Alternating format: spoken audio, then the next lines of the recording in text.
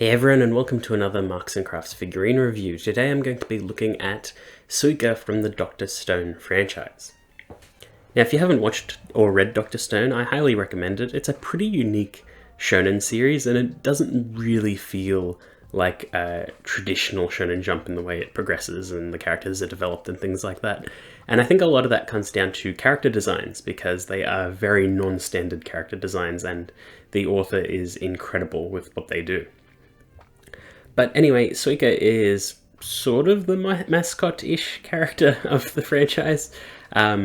She's great, she's bubbly, and she's probably the most useful character in the entire series besides Senku himself. And this is probably the best and only Suika main figure that they've ever released, and it happens to be a prize figure. So let's have a closer look at the figure itself. Now here's Suika out of the box, and you can see she looks rather good, especially for a prize figure.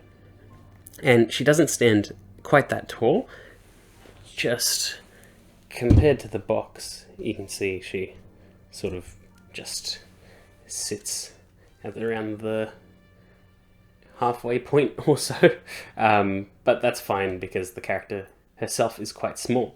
But thankfully the empty space in this box is used for something, because you get extra pieces. So you get an alternate face part, which recreates one of the best scenes in the entire manga, as well as another alternate face part, which is her main look, which is the melon that she's sort of named after, because Suika means melon in Japanese. And both parts are very well detailed, and while there are swappable parts involved in this figure, there are no instructions on how to assemble it, which is a bit of a shame, but it is also fairly straightforward. So I'm going to take these away for a second, and we'll quickly look at the sculpting in detail of the main figure. Now, taking a closer look, you can see that Suika's face is pretty much spot on with the anime and some of the manga, depending on what she's doing at that moment.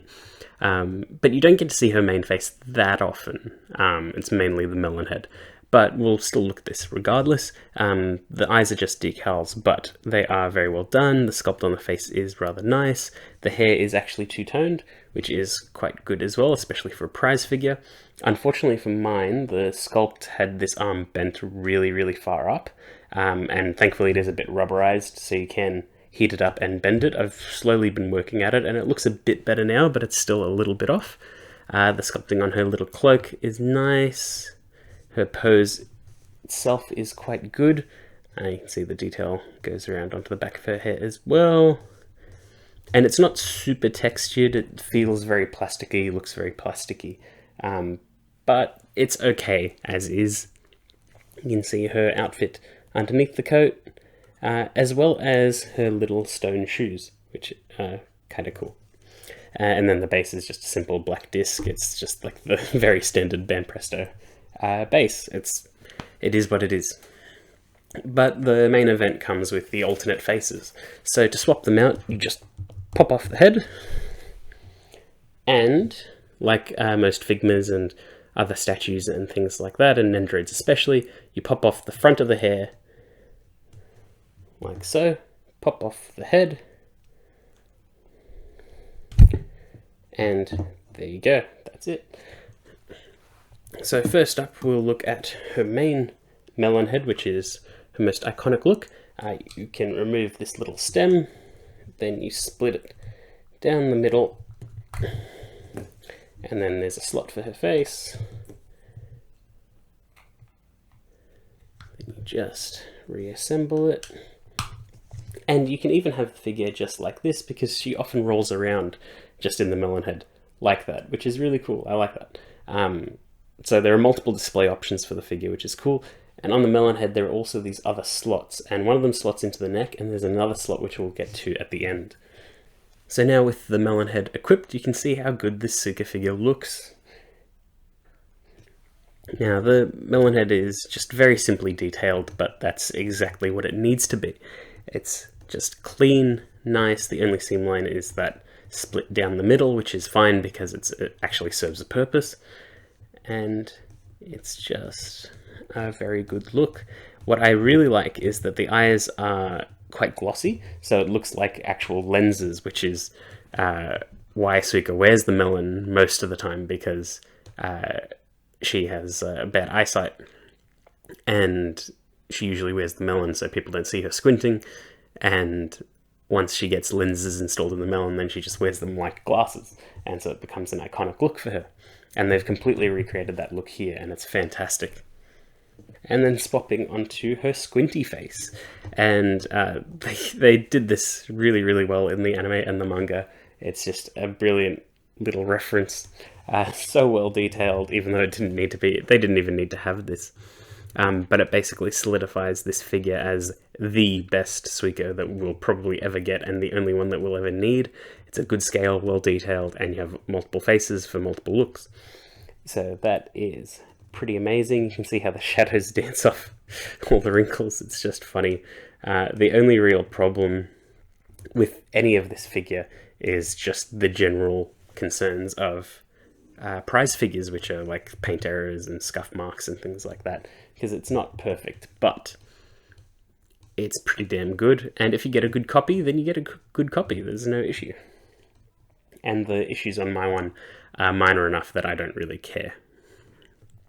So that's pretty much it for that Suika, for the alternate faces, but there is one extra little gimmick that you can do for this, which I'll get to right now. Now, once you've got the normal Suika head back, you can see her little cowlick up top. That is integral to the next feature, which is you get the back of the melon head, and you see there's this little groove in the back here. Basically, you slot the cowlick through that, and this will solidify the melon onto her head. And thankfully, the hair bit is rubberized, so you don't need to worry too much about damage to it, because it is a bit of a tight fit. So you want to just work it through, like so, and then it's combined together, and then you just assemble the mask like you normally would.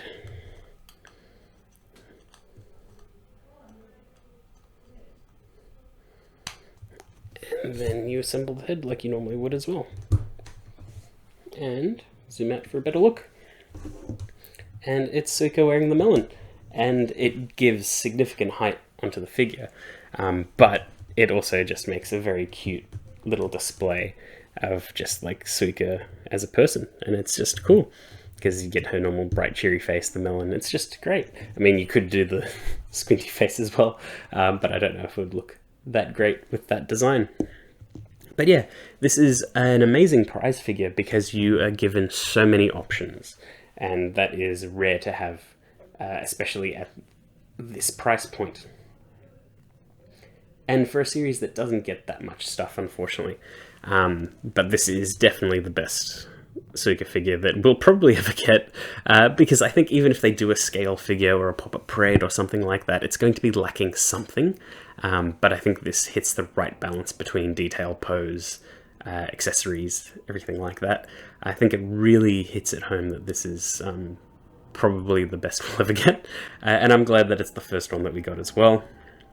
Hopefully we'll get more Dr. Stone stuff in the future, but we'll see. The series has got a bit of a niche popularity, but I am glad that it's getting another season, and we've already had 2 seasons and an OVA. But yeah, I highly recommend the series, and if you like the series, I highly, highly recommend getting the Suika figure. She is just fantastic. And that's pretty much it. I hope you enjoyed that video, and I'll see you all next time.